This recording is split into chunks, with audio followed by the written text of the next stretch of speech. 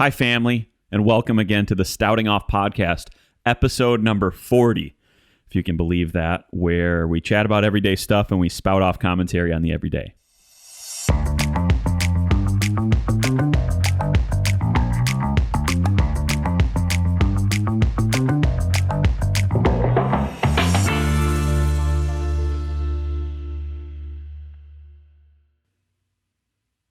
Hi again and welcome. Welcome. Come one, come all.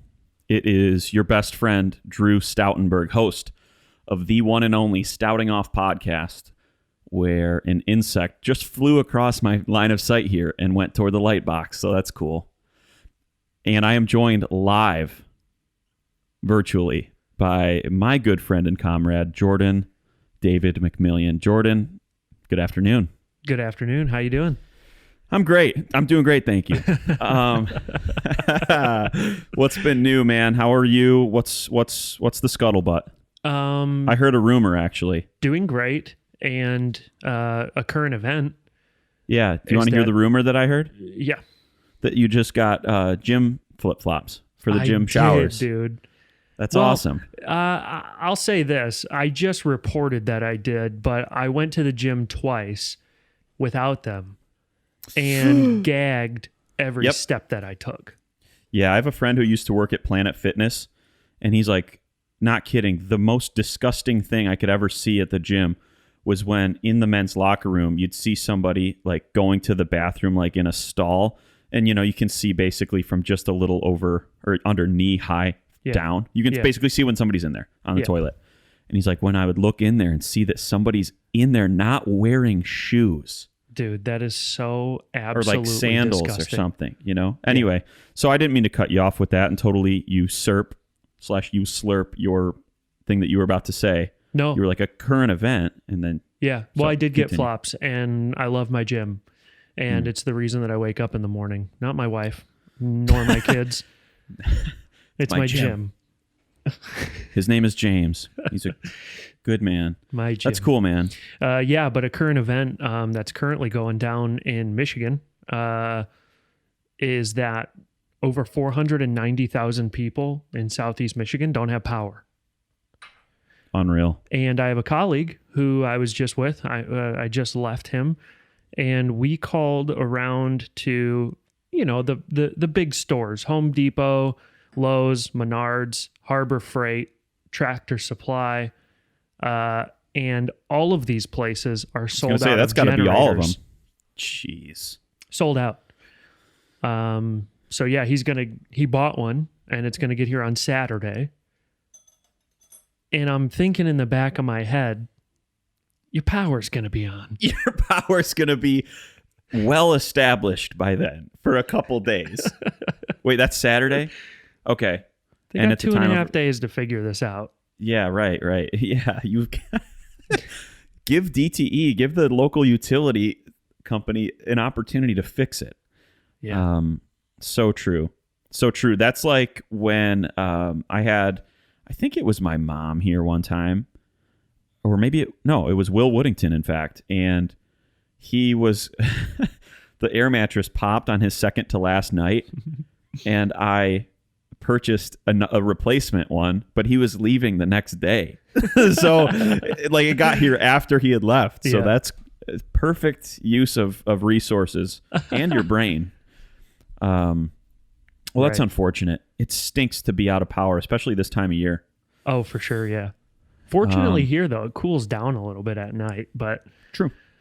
Yeah. I feel bad for people's like refrigerators and freezers and things like that they've got the stuff going that, I bet ice is going to have a shortage here in a little bit, domino effect of unfortunate circumstances. There are going to be some ice cream casualties involved.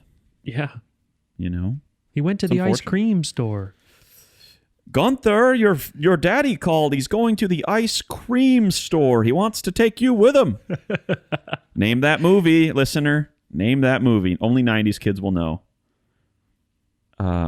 What else is from that movie? The most appetizing apple bite known to man. I was just about to say, what are you eating there? Apple. That's Dennis and then the Man. He takes the knife and cuts off a piece of an apple, and I'm like, I need an apple. I have to No have apple one. has ever looked as appetizing as that apple that Christopher Lloyd slices off this kid's apple and he eats it. And even like for somebody who struggles with sounds of things, that sound is like pleasurable. It's like satisfying to That's hear. the best, dude. That's the best sound. It's Another like a 90s juicy- movie that something that happened to me. I was visiting a manufacturer of mine in Fort Lauderdale. We went on his boat, and he has just this all white house, and his boat's in his backyard basically. That's cool. I took a video of the house, and I was excited, and I said, "Yo, this reminds me of the Mighty Ducks house when Gordon Bombay goes out onto the balcony." In Los Angeles, and everyone was like, "I've never seen the Mighty Ducks," and I'm like, "What are you talking That's about?" unreal. That's D2. That's D2 when he gets. Yep. Yeah, when Gordon Bombay kind of sells out a little bit. Hendrix Hockey Apparel wants to make him like a household name. Yep. And he starts slicking his hair back. He starts wearing $3,000 suits, and he loses sight of what's most important, and that's his hockey team. That's Team USA in the Junior Goodwill Games, who have an important game coming up against Iceland, who happens to be coached by Wolf the Dentist Stanson. Wolf. Man, that's a great movie. 90s kids everywhere loved that one. Good. I've watched that movie. Actually, the Mighty Ducks trilogy in general. I've watched that within the past. Just made a throat noise. Cool. Probably 2 months, 8 weeks or so. It's nice. Oh, really? Yeah, I run on nostalgia a lot though. Like I said, I got Disney Plus, and I've kind of hit the brakes a little bit on the Marvel saga, and now I'm just going back and rewatching 90s stuff. I just watched Heavyweights last week. Favorite of mine. Used to watch that every day after school. That or School of Rock. Mm-hmm. Yeah. Speaking of the gym you talked about earlier, I've been snacking a lot lately, man, and it's not good. I've been trying not to go out and eat fast food so much, but when I go to the grocery store and I walk by the Oreos aisle, I have to get some. And my downfall there is that I shop while I'm hungry. Mm-hmm. Yeah. Any dietitian, any nutritionist will tell you that's in your first conversation. Don't go grocery shopping while hungry. What do? After I work out at lunchtime, I'll swing through Kroger. I swing by Kroger. Bobby Kroger. Is that a person you know? No, but it sounds like it. It does. It sounded so convincing. Yeah, I was in second grade with him. He's the one who broke the window in the art class. But I was about to keep going about Bobby. So anyway, he goes grocery shopping at Kroger. But no, when I walk by the Oreos aisle, they just scream to me. They're so good. Oreos are so good. So anyway, yesterday I bought a package of double stuff, and I ate all but 5 of them in one day. I felt like absolute sludge. I felt like Jabba the Hutt, inside and out. It was bad. But it was great anyway, while you were doing it. It was great. I would just come back. Like, I only had one actual meal during the day. When I was hungry, I'd just eat a dozen Oreos. That'll just hold me over for the next 2.5 hours. Yeah, that's less than ideal. So I threw the rest away. I threw the last 5 away. That'll show them. That'll show them. And I did the same with a bag of chips the other day too. Just a couple of days ago, black pepper truffle chips or something. But when I do, I have to pour the chips out of the bag into the trash, because I have, in desperate times, dude, reached back into the trash to get snack foods out that were in there, but in their packaging. To get Oreos. You said that on the podcast one time, that the last time you did that was with Oreos, dude. I did that with the 5 Oreos too. I sprinkled them throughout, dude. It's good. bad. It's bad. Johnny Nagel still gets on me about that. He's like, yeah, anytime I make comments about what he eats or does, he's like, yeah, remind me again who ate Oreos out of the trash. And I'm like, when you say it like that, it's not exactly painting the full picture. Okay, so relax. Right. And plus, Johnny only eats leftovers. He doesn't eat anything fresh. He sent me a video of his fridge today. He was going through it, and all that's in there is food storage containers. There's nothing that's in original packaging. It's all like repurposed Cool Whip containers that actually have veal parmesan in them, or like he's got food storage Fancy containers and food. Yes, he's disgusting, and I love him, but he's disgusting. I'm going to include this video. I'm going to send this to you right now, Jord. So if you're watching the podcast, this is going to be rolling, and you can decide for yourself. You can decide for your dang self. I went to, I don't know if you guys saw, if you're watching the podcast, while Jordan was talking about something at the beginning of the episode, I was pouring myself a glass of this Uncle Nearest Master Blend Edition Premium Whiskey. So Uncle Nearest is a distillery, relatively new operation in recent history, but it actually has a tradition and a legacy and a history dating back to about 1860. That's right, 1860. And it's in Shelbyville, Tennessee. It's about an hour and a half or so from here. And I went a couple of weeks ago. And let me tell you this story. Have you ever heard of Uncle Nearest before, George? Yeah. I've had the bourbon. You have? Okay. All right. That's right. So listen to this. Uncle Nearest, I have just the story right here, and I'm going to just try to distill it down. This is fascinating.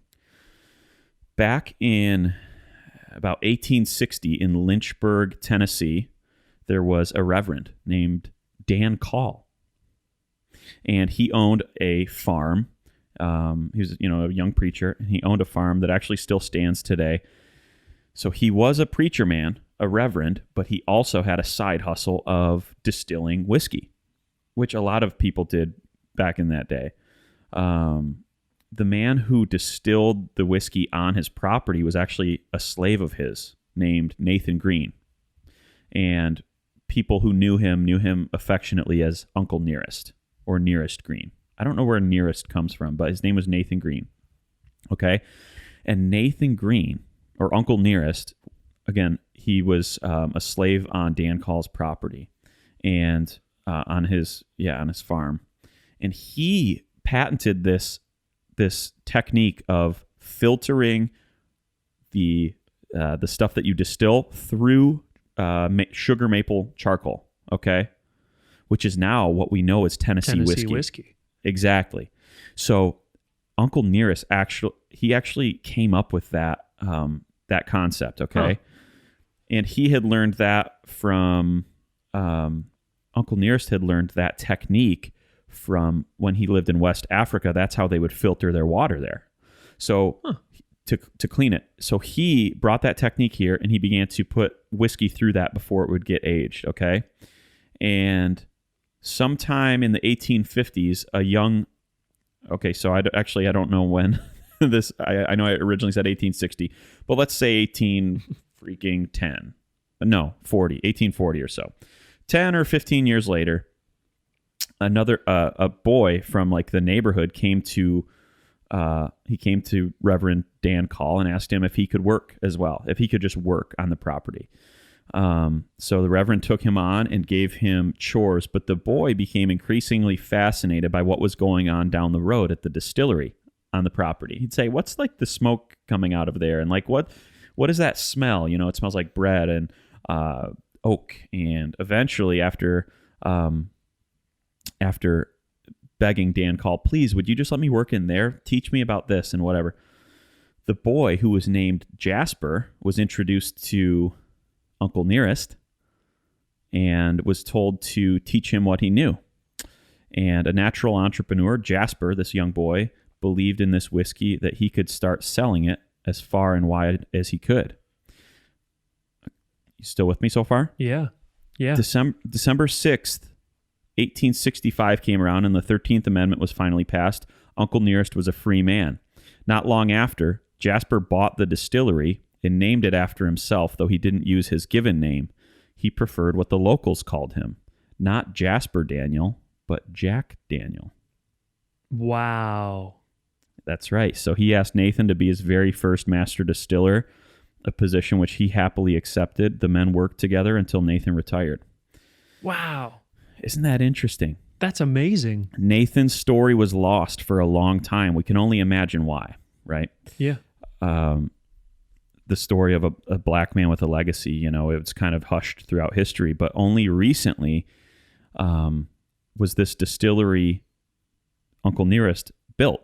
where Nathan's descendants work today. So just within the past 3 or so years, Nathan's descendants built this this distillery, Uncle Nearest, to basically pay tribute and to tell his story again. So his legacy lives on.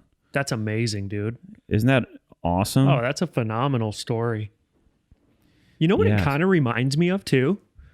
It kind of reminds me of, do you remember back maybe a year or two ago, we took a tour in downtown Nashville at a place called Nelson Greenbrier.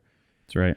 And not the same story by any stretch, but someone, was really fascinated with the way that their red meat tasted, and the bacon, I think specifically, like the pork and pigs and things like that.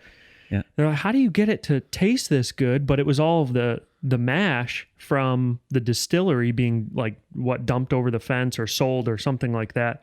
Yeah. And he's like, then he became fascinated, and I think Greenbrier started, right? Like that's kind of how it started. But but now the descendants are running it. Yeah. I was just there. That's absolutely right. I was just there, in fact, about 4 or 5 weeks ago. And that's what happened. Yeah. And I believe it was Cincinnati in the time of like the 1800s was known as Porkopolis. It was like the pork capital of the country. Wow. And I think something like 30 to 50% of the country's pork came from there. And that's where I forgot his name, Nelson, forgot his first name. Yeah. Began to build his empire, and it wasn't in whiskey, it was in pork. But he was feeding them the mash, or basically the discarded corn stuff, corn shuckings and stuff that was left over from making whiskey. You'd feed the pork and it would be really good. So anyway, he went into distilling. His story was untold for a long time until two brothers with the last name Nelson were on a road trip through Tennessee, and they stopped and saw a sign that said something, Thomas, I think maybe it was Thomas Nelson. They saw a sign in some obscure town where on their road trip, they stopped, and the more research they did, they said, oh my gosh, we are fourth generation descendants of this guy. And so they found the original recipe for the whiskey, and long story short, they got investors, they got the capital, they got the property, and they started distilling, which is fascinating, using the same recipe, the same bottling, the same label, the same everything that was available back in the mid 1850s. That is insane. So. Charles Nelson, by the way. Charles Nelson. Thomas Nelson is like a publishing company. Okay, that makes more sense. But yeah, we love whiskey, and that's why it's, again, we've talked about this before. It's not get drunk juice, but it's America's native spirit. It's the legacy. It's the tradition. It's the heritage. It's the story. And so, yeah, it's cool. Like, so I'm drinking Uncle Nearest right now, just sipping on it, and this is, using the same, the same family who's making this was, in essence, making this back in the middle of the 18th century. So it's cool. It's crazy, man. It's cool. And this stuff's really good. The stuff that I got is a master distiller blend or something, master blender something, and it's only sold at the distillery. It's really good. Oh, Next time we get together, I'll have to pour you some. Yeah, that sounds good. I hear your kids, bro. The struggle is real. The struggle is real. Like the country, the people, Israel. Man, I've written some things down, and I'm looking at our idea note. Pretty messed up that guy got in a fight, and a mini little brawl, tried to start a brawl on a flight. Yeah. Fight on a flight. Did you see the interview with the flight attendant? The duct tape one or whatever? It was funny. Yeah, it was funny. Extremely funny. Very funny. You guys have to go check that out. I forgot what the flight attendant's name was, but basically just look that up. And the flight attendant's interview, dude. He should have his own podcast. He's more qualified than I am. That guy's so entertaining. I always wonder, if when I see that stuff, I wonder, I question rather the legitimacy, immediately. Now, it was probably completely legit, but there's just something inside of me that was like, all right, is he trying to do this? Is he it was trying so to be polished hilarious? and like rehearsed. Does he want to be, remixed by, what are the brothers' names? That's Gregory Brothers. That's exactly what I thought. Like all He's these different in things. your windows, he's snatching your people up. Right. Hide About airplane kids. flights though, dude, like sometimes I'll see these videos of people yelling, arguing, like starting, fights with the flight attendants and stuff like this. When you take the time, the money, the energy to get your bags to the airport, get them checked in, you stand through TSA, you do the stuff, you get your bag, you get to the gate, you get your Starbucks, you get on the plane. What inside of you has enough energy to start a fight? I know. And these guys that I sent you, they like fist fight, punching people, and everyone's like, "Hey, no, stop!" Really? Yeah, I mean, I thought it was the same thing as the duct tape guy. Man. No, this is a fist fight on the plane. Like, maybe you can overlay that on the video podcast. Yeah, I'll do it. What on earth? We'll probably get flagged for some sort of violence, but then maybe not. It's just. You don't even have to look at it. You don't have to see it. It's a waste of time for people to take their time and energy to get on a fight, let alone a fist fight. Get on a fight, dude, and then get on with a fight. Get on a fight and then get on with a flight. Everybody don't flight on their fights, okay? Just fight or flight. Fight or flight. It's the classic fight or flight response. Some people do both, fight and flight. Right. It's so true. Yeah, that's messed up. It's messed up. I've been ticked off in the air before. Just when you were going. In fact, when you were saying all the things, you go through TSA, you went through the whole process. Something inside of me started to bubble up a little bit. I started to get a little agitated. What because is it? It is. Well, I'm just saying it's stressful. Oh, just that. All that stuff is stressful. Yeah. So on the other hand, to play devil's advocate here, I could see somebody getting onto the plane after hurry up and wait the entire airport process, getting on the plane and just being ready to pop off. Sure. Being ready to pop off if somebody looks at them the wrong way, if somebody brings shrimp scampi onto the flight, if somebody has a baby crying behind them, Yeah. But not to the point of throwing hands. Yeah. You can be mad, but you just turn your music up. At most, make a little comment. And that's where most people disagree with me. But I'm going to make a little comment, probably that no one can hear. I'll just be like, wow, thanks for, shrimp scampi smells really good. Thanks for bringing that on the flight. Yeah. Oh, what lottery did I win that I get to sit next to you? Huh. Thanks for taking one bite out of that burrito and falling asleep. That happened, right? For a 3.5 hour flight. Holding it like this. Right. He's got a little hand. He's got a little hand fan that's blowing the scent to the back rows. I'm actually going to put that picture up right now. Unreal.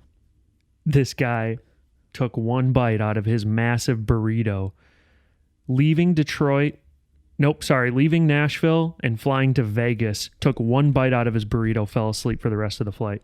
Burrito hanging out. It's got to be a 3 It's got to be a 3-hour flight, right? Yeah. Oh my word. Some people, man. Speaking of some people, this is another note I wrote. So when I go to the gym at lunchtime now, I go over my lunch and I try to just, bust through a quick workout over a 60-minute or so period of time. And I go and I usually warm up on a treadmill for like 5 minutes, and I go to the same treadmill. And every day that I've been going for the past 2 weeks, and I warm up on that treadmill at about 11 a.m., there are 3 discarded Lifesavers mints wrappers in the left cup holder. Every time I go to that treadmill, there are 3 and they're the same ones because they're not the same ones because I usually take them and throw them out because it just bothers me to have trash right there. Yeah. I'm the same person who, in elementary school, when there would be gum in the drinking fountain and I'm down there at the drinking fountain, I would sometimes grab it and just throw it into the trash or throw it on the floor or something, because I didn't want somebody's discarded stuff to be so close to me. Yeah. Would you get a face. paper towel first? I want to say no, but I haven't done that in many years, so I can't imagine. It's hard for me to imagine myself barehanding somebody's gum, or maybe I would just swat it out like this. That's better.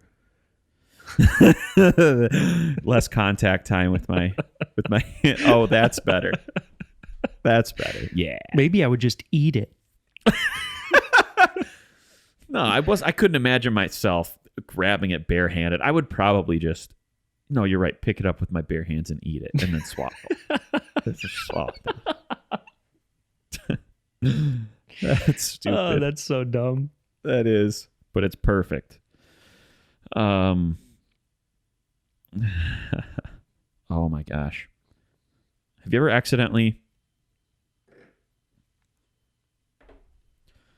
accidentally unfollowed someone on Instagram and then you have to refollow them? No. Instantly? I have. Yesterday I was watching a reel that my friend had posted and was laying on the couch like with my phone like this. Let's see if this arm can move.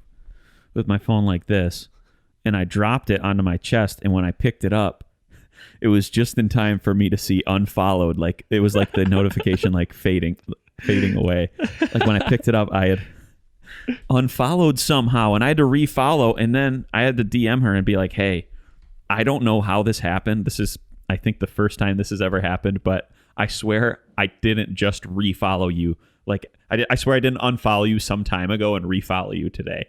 It was instant. It was a period of 35 seconds.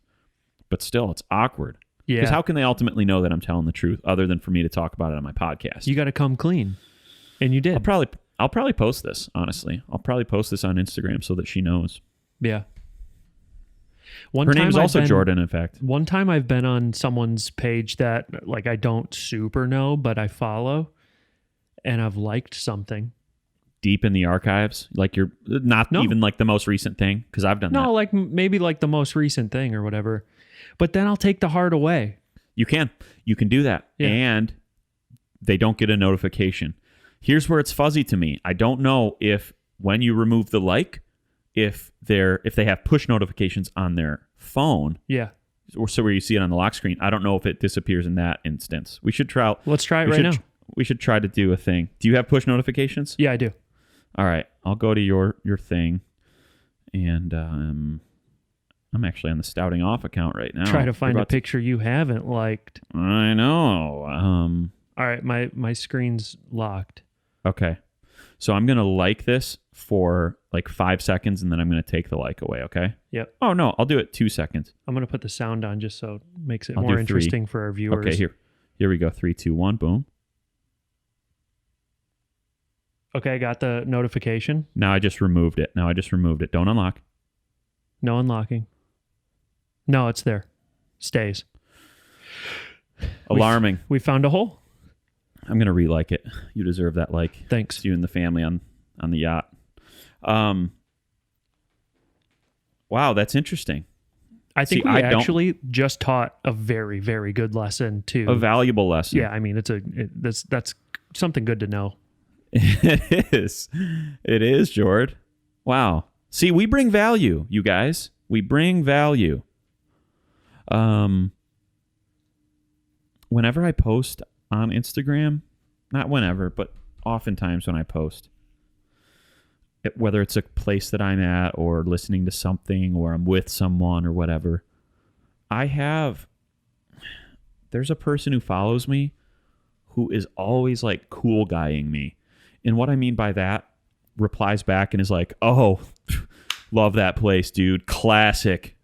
Good memories there, man. Or like, oh, dude, I've been listening to that album for like 3 years. I can't believe you just found out about it. So good. It's like kind of like, bro, like on the same page, but it's kind of also like superior. I have stronger ties to that whatever it is than you do. Quick question. Can I ask Bothers a question? Me. Yes. Is this a mutual acquaintance? Because if so, I have a guy too. Yee! Yes, it is. Love that restaurant. So classic, dude. Can't say enough good stuff about that one. Dude, glad you finally got to go. It's that sentiment. It's that sentiment. Makes me mad. Makes me mad. Annoys me. Annoys me. Makes me mad. Don't reply. Hide stories from you for next time. You can't see. You can't see. Then you can't reply. Then you can't reply. Because you... Whatever. I'm about to pop off. I'm about to stout off. That's awesome. How's my hair look? Real nice. I didn't put any product in it. It feels like it looks stupid. Did you put Prada in it? I did put Prada in it. Yeah, I sprayed it with Prada perfume. I take pride in my Prada product. I'm proud of the product that I have, and I take pride in it.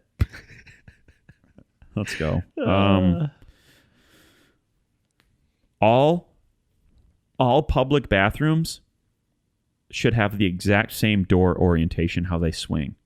They should be where you have to pull to walk into the bathroom and you push to walk out of the bathroom. Yeah. They should all be that. I want that to be a federal law. Yeah. So you don't have to grab a handle on your way out? Exactly. Yeah. Exactly. You don't have to either have a paper towel and put it on the handle when you're leaving, discard it in the trash, or when you're wearing long sleeves or something, you can put your sleeve over it. I just don't want to do that. They should all be so that you have to push to get out, because you can hip bump, you can, like back into it, kick it, whatever. And sometimes they have the little foot claw thing. Yes. But if you're doing legs that day, which I did today, actually. You jello. Even if you're not doing legs that day, to pull with your leg toward you and then swing away from you. Yeah. It makes my it makes my hip joint pop. Oh yeah, for sure. It does. Yeah. You know what I'm saying? I know what you're saying. Yeah. It's like a light pop. So just don't. I am going to petition the U.S. Senate to sign that into federal law, enforceable by imprisonment. I'll sign it. You'll sign my petition? Yeah. You'll be my witness? You will bear witness. I want to include a video on this too.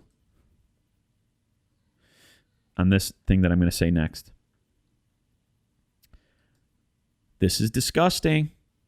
This is disgusting. But what I'm about to say is something that I actually had to do yesterday. I took the drain thing out of my shower, the drain plug. Yeah. So now it's just kind of like an empty drain with like a little grid, like a little cross thing in it, Yep. So I took that out some time ago, and it's just been filling up with my hair, which I lose a lot of hair somehow. I don't know how. It's pretty wild though, because I only wash my hair like once a week or so. And so whenever I do, it's just like the hair just starts to fall out. It's like, this is nice. But anyway, yesterday I got to a point where I had to fish it out with a freaking coat hanger. Shoo. Go down in there and fish out. Even though it's my hair, it's disgusting. It's still gross, yeah. There's something about hair when it's not attached to your head anymore that's disgusting. It doesn't make your dirt any better, because that's also the sweat off your body, the dirt. Oh yeah, and that's because it catches. It catches. It's gross. But anyway, so yesterday I went on Amazon. I found this $5 little drain cover thing, and it's like a rubber. Picture like a bowl, but you put it upside down over the drain, and then it's perforated. It's got holes in it, and then it's got this rubber lip around it too, so hair can't slide under it and stuff. Yeah. And it's from like some manufacturer, I have to imagine, in Asia, whether that's like China or Taiwan or something else. And their video for it really grossed me out, like the demo video for it. And it's an animation, but even so, it grossed me out. And I want to show it on the podcast here. It's just in a little bit too much detail for, like, they took they took a lot of creative freedom with like really depicting exactly how this works. Yeah. It's just gross. But anyway, what's grosser is that if you don't have something like that to catch your hair, you got to fish it out with a coat, with a shirt hanger thing. Yeah, that's no good. That I had to fashion with my pliers. Sure. With my channel locks made by Husky that are spray painted white, because when I rehabbed that house earlier this year, the Honduran guys wouldn't give a rip about what was laying around when they were painting. So all of my stuff that I had in the house, like around when they were going through and spraying, is just white. All my stuff is white. It's so annoying. There's like a piece of the wall that's just got like a plier outline. Yes. Or like a hammer shape. Somehow the hammer was affixed to the wall. They spray painted over it, and then it came off. A vertical wall. Stuck like that. These new hammers, man, stick right to drywall. Yeah. Yeah. It's great. They make them like that. You never have to lose them. Little hammer stencil. Hammer stencil. For sure a name of a Dutch family somewhere. I'm going to send you this video, Jordy, while it's still on my mind. What's the most recent thing you've purchased on Amazon? I bought 24 light bulbs last night. Too many. The reason I did is because the people who updated the house that I live in, every single light bulb in the house is 6,000 Kelvin. That means lumens? You mean daylight. lumens? No, Kelvin, color temp. So Kelvin? like, yeah. So like, I thought, how you spell it real quick? I don't know. K. Because Kelvin, Kelvin, is a temperature unit. Not color temperature. Kelvin. Anyway. 6,000 K, the little number on your light bulb package. I'll stop asking. I don't know. So a typical house light, like your lamp over there, if it were on, would be like 3,000. 6,000's real cold. Okay? True. So everything outfitted in this house is 6,000. So everything looks like an operating room. Every room. Oh, yeah. It's very cold, very bright. Yeah, it's freezing. So Monica wanted that changed out. So I bought 24 because I need 21 light bulbs. No problem. No problem. $10.99 No Amazon. problem.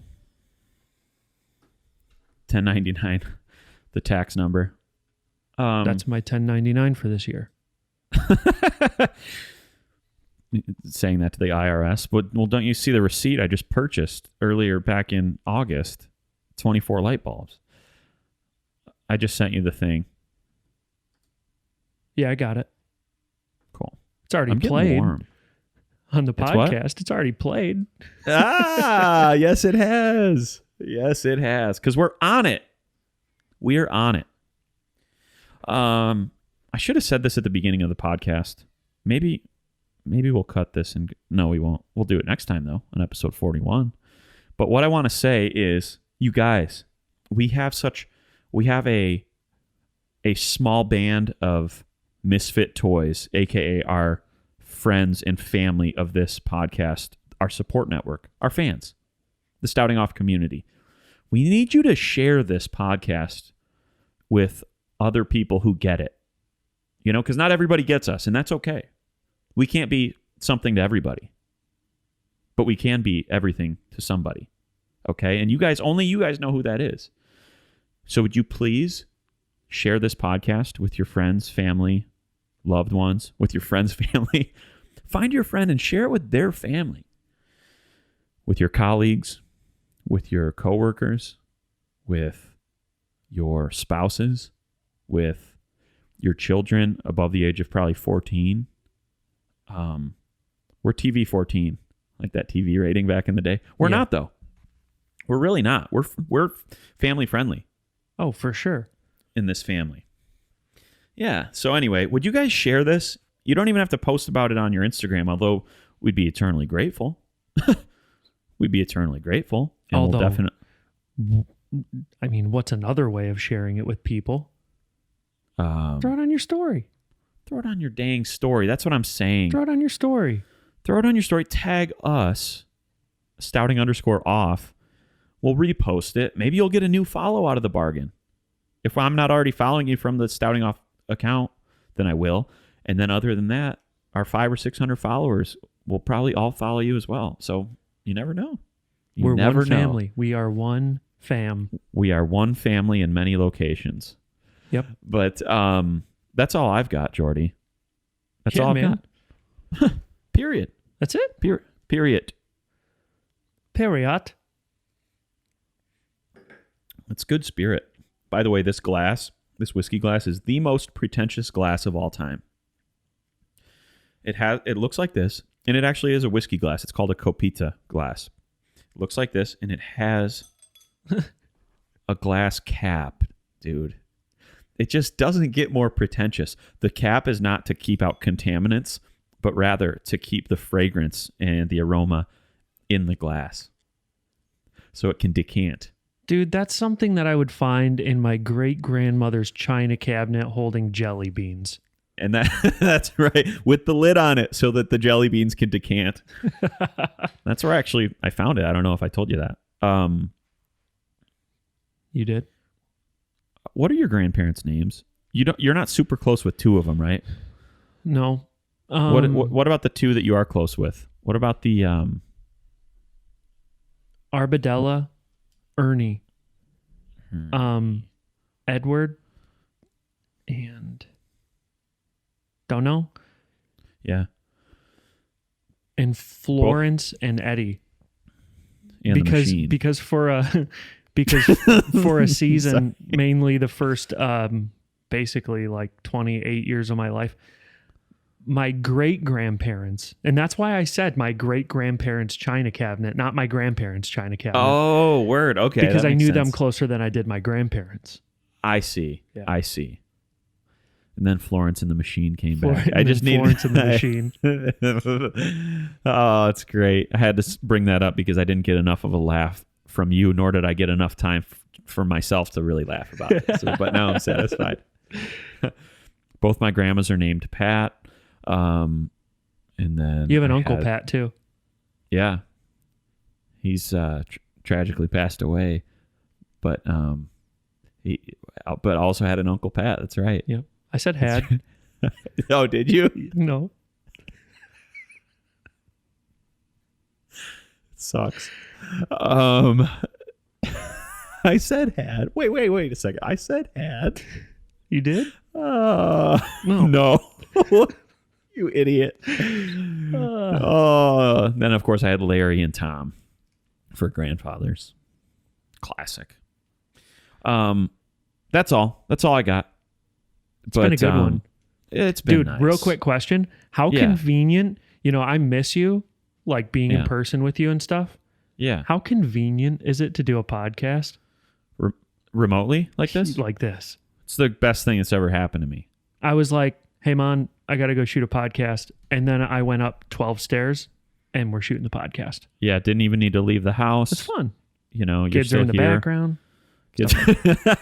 Kids are screaming in the background. It's all good. It's all good stuff.